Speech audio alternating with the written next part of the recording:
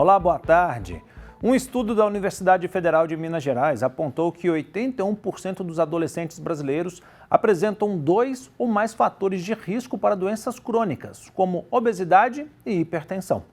O estudo também buscou avaliar se há acúmulo desses fatores de risco para a faixa etária observada. O objetivo desse estudo foi verificar, quais os fatores de risco para as doenças crônicas não transmissíveis eram mais predominantes nesses adolescentes, com faixa etária de 16 a 17 anos. Outro ponto que chama a atenção na pesquisa foram os motivos que levam ao acúmulo dos fatores de risco. Esses fatores de risco, eles não estão relacionados diretamente com hereditariedade, mas sim com hábitos comportamentais. E aí, por isso, que é tão importante as ações de promoção da saúde, uma vez que é comportamento, é possível modificar esses hábitos. O Iago hoje está com 11 anos e, apesar de desde criança se alimentar bem, com verduras, legumes e frutas, as quantidades dos alimentos aumentaram seu colesterol e triglicérides. Ele sempre foi uma criança ótima para comer, comia de tudo.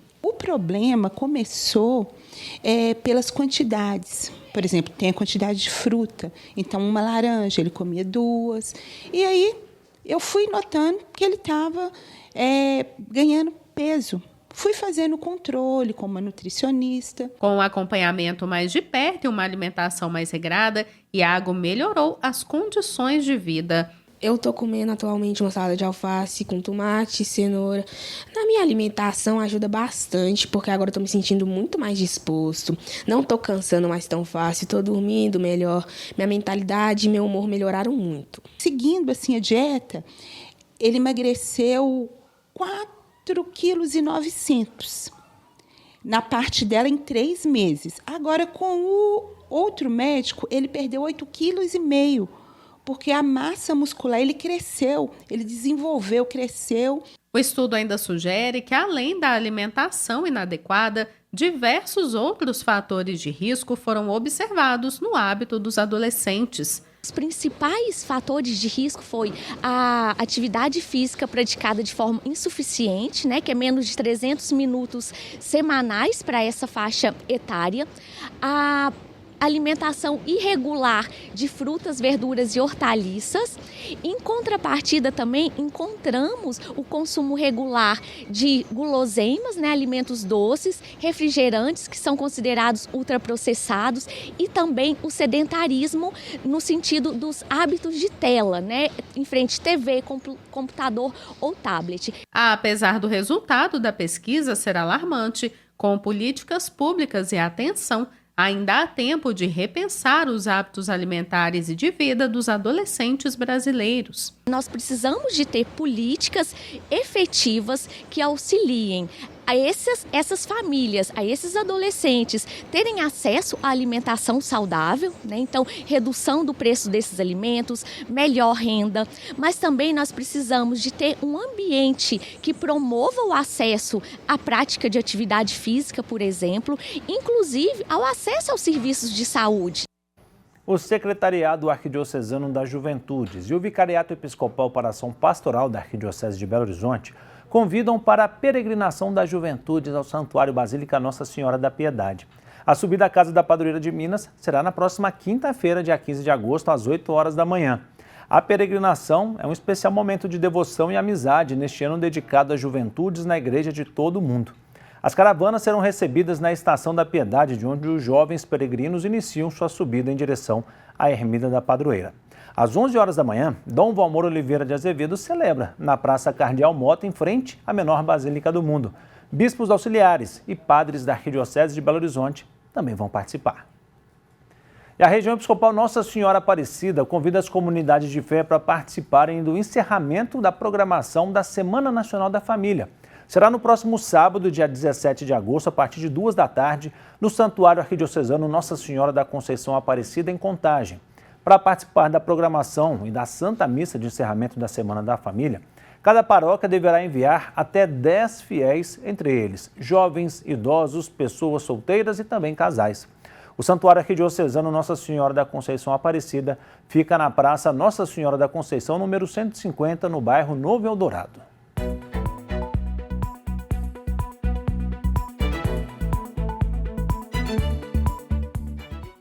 O Papa Francisco anunciou o tema escolhido para o próximo Dia Mundial da Paz, que será celebrado em 1º de janeiro de 2025.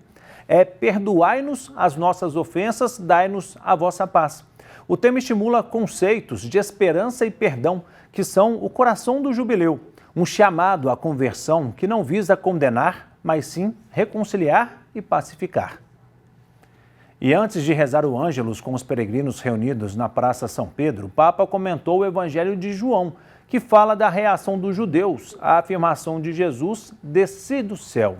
Eles se perguntam como é possível que um filho de um carpinteiro, cuja mãe e parentes são pessoas comuns, conhecidas, normais, como tantos outros, poderia ter descido do céu. Segundo o pontífice, os preconceitos e a presunção impedem um diálogo sincero, uma aproximação entre os irmãos. O fechamento do coração, quanto mal faz, quanto mal. Prestemos atenção a tudo isso, porque às vezes pode acontecer o mesmo também a nós, na nossa vida, na nossa oração. Pode nos acontecer isso que, em vez de nos colocarmos verdadeiramente à escuta do que o Senhor tem a nos dizer, buscamos dele e dos outros somente uma confirmação daquilo que nós pensamos, uma confirmação das nossas convicções, dos nossos juízos, que são preconceitos. Mas esse modo de nos dirigirmos a Deus não nos ajuda a encontrá-lo verdadeiramente.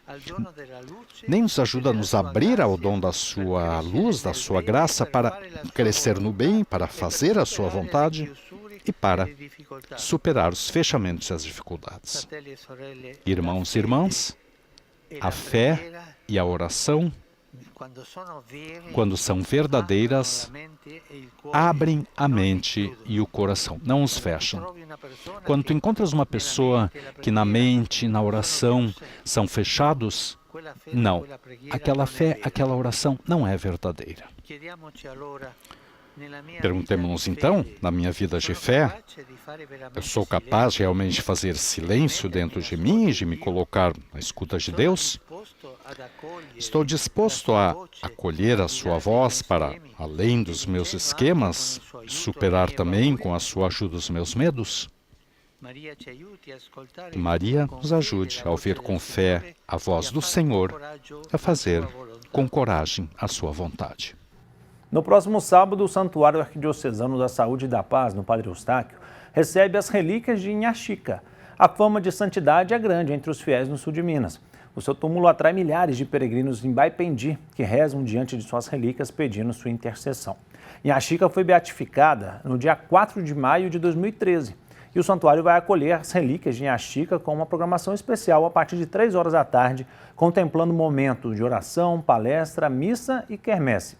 O endereço do santuário é Rua Padre Eustáquio, sem número, no bairro Padre Eustáquio. A Rádio América realizou nesta manhã a transmissão do Especial América FM 107,1 direto do Santuário Arquidiocesano da Santíssima Eucaristia, paróquia Nossa Senhora da Boa Viagem. O programa foi apresentado por Giovanni Rodrigues e contou com a participação do reitor do santuário, o padre José Marques Júnior. Entre os assuntos discutidos estava a programação da Festa da Padroeira, no próximo dia 15, as mudanças no santuário com a implantação do Marco Zero e os trabalhos sociais que são realizados pela paróquia. O Especial América FM 107,1 vai passar por todos os santuários da Arquidiocese de Belo Horizonte, divulgando a transição da rádio para o FM. E chegou a hora de ver como é que fica o tempo hoje em algumas cidades mineiras. Em Belo Horizonte, nesta terça-feira, o dia será de sol com a presença de algumas nuvens. Não há chance de chuva. A temperatura cai, a mínima foi de 10 graus e a máxima pode chegar a 24. A umidade relativa do ar varia entre 30% e 68%. Em Jaboticatubas, na região metropolitana, o tempo se assemelha com o da capital. O dia será de sol com a presença de nuvens, também sem chuva. A temperatura mínima foi de 13 graus e a máxima pode chegar a 28. O tempo fica seco, com a umidade relativa do ar oscilando entre 21% e 30%. Em Patrocínio, no Alto Paranaíba, também não há possibilidade de chuva. O dia será de sol com algumas nuvens. Há grande variação de temperatura. A mínima foi de 7 graus e a máxima pode chegar a 28. O tempo fica seco, com umidade relativa do ar variando entre 15% e 39%. Futebol, o Atlético entra em campo hoje pelas oitavas de final da Libertadores. Às 9h30, o Galo enfrenta o São Lourenço na Argentina. Milito não poderá contar com Hulk e Eduardo Vargas, que estão lesionados. O número de vagas para presos no Ceresp Gameleira em Belo Horizonte foi ampliado em 93%. Após reforma de pavilhões e instalações de novos beliches e treliches, a unidade passa a abrigar 798 detentos. Antes eram 412. O espaço também recebeu reparos estrutural, hidráulico e elétrico. As intervenções levaram 2 anos e tiveram um investimento de R$5 milhões. Os recursos fazem parte do acordo judicial de reparação com a mineradora Vale. Os candidatos pré-selecionados na primeira chamada do programa Universidade para Todos têm até amanhã para comparecer às unidades e entregar as suas documentações. Para apresentar, o ProUni ele oferece bolsas de estudos para estudantes em universidades privadas de ensino. São bolsas integrais e bolsas parciais. Em 2024, o MEC ofertou mais de 651 mil bolsas para os estudantes no primeiro e no segundo semestre.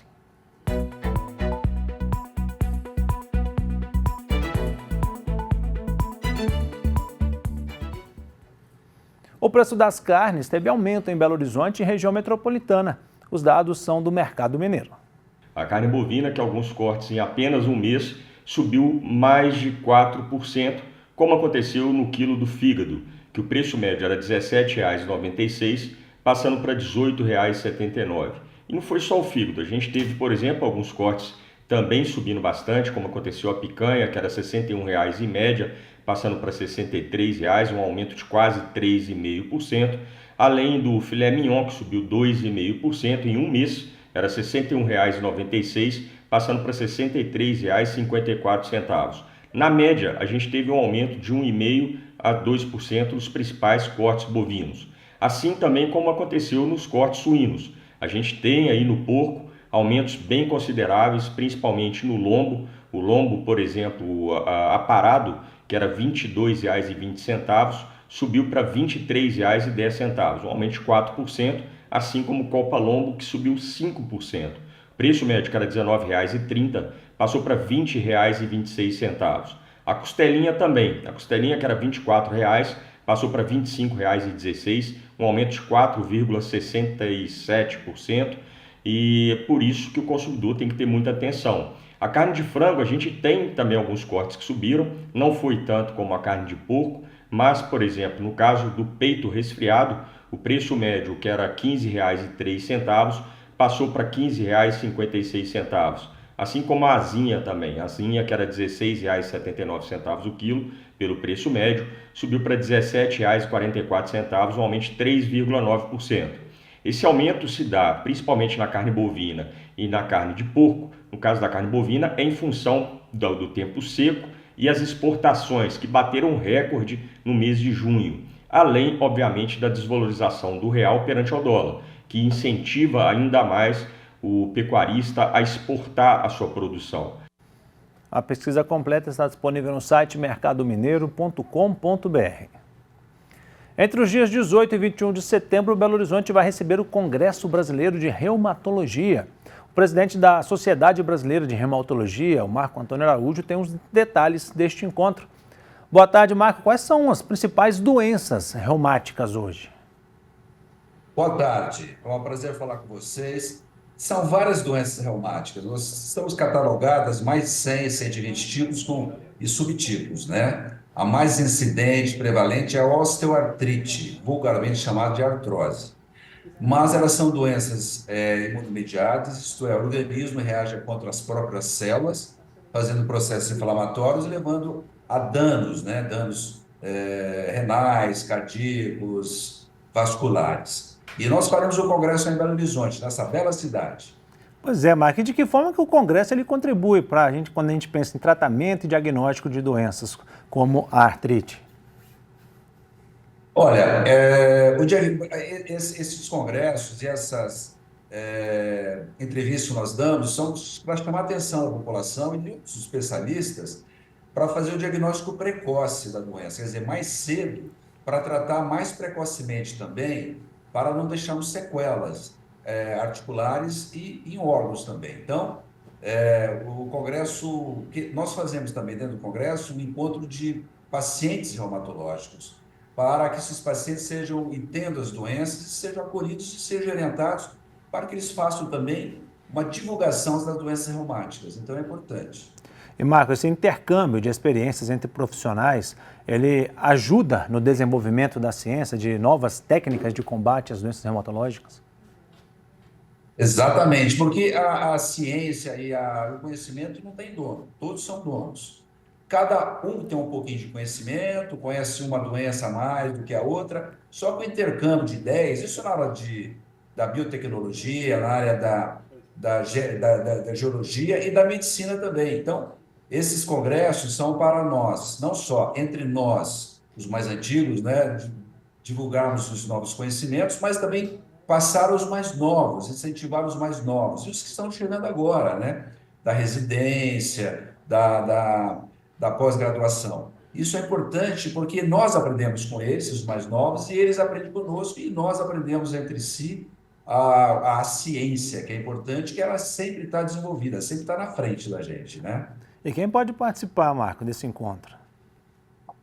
Os reumatologistas, que são, logicamente, da sociedade, os clínicos, se quiserem, os estudantes de medicina e todos aqueles que se interessarem podem participar do congresso. Logicamente, como é congresso médico, tem que ter CRM. Mas tem também, no dia anterior, dia 17, o encontro dos pacientes. Então, é só entrar no site da sociedade, reumatologia.org.br, ou no reumatologista, @reumatologista, que é o nosso Instagram. Lá nós temos informações necessárias para os leigos.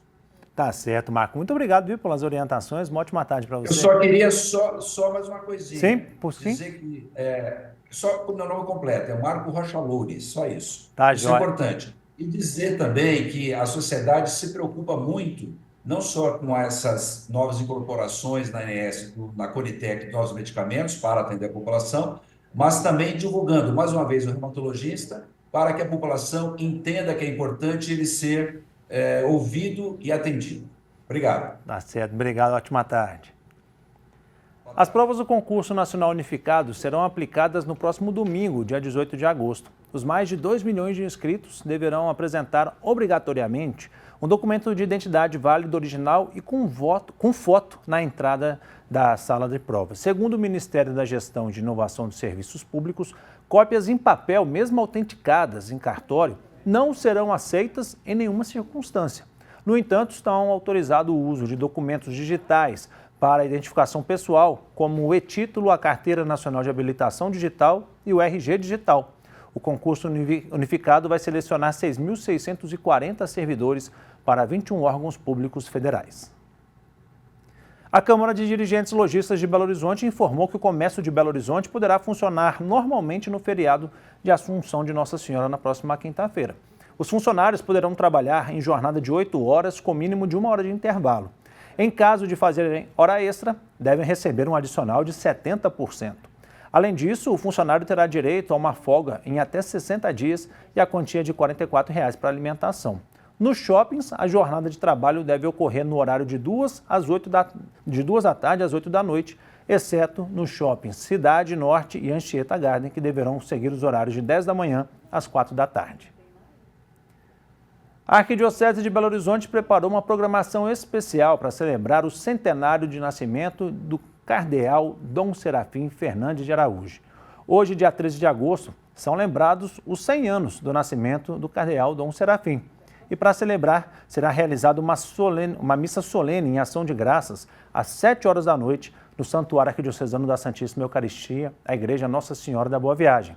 As homenagens especiais ao cardeal Dom Serafim serão até agosto de 2025, quando será feita a celebração de traslado dos restos mortais do Santuário Arquidiocesano da Santíssima Eucaristia para a cripta na Catedral Cristo Rei. Você está vendo o QR Code ali no cantinho da tela? Aponte a câmera do seu celular para ter informações e se tornar um membro da família dos devotos de Nossa Senhora da Piedade. Essa família ajuda no desenvolvimento dos projetos sociais da nossa arquidiocese e além da preservação do Santuário Basílica Nossa Senhora da Piedade. Nós estamos com 46% da meta de arrecadação para o mês de agosto. A sua ajuda é muito importante. Para rever reportagens que foram ao ar, acesse o nosso canal no YouTube, que é o @Horizonte Notícia TVH.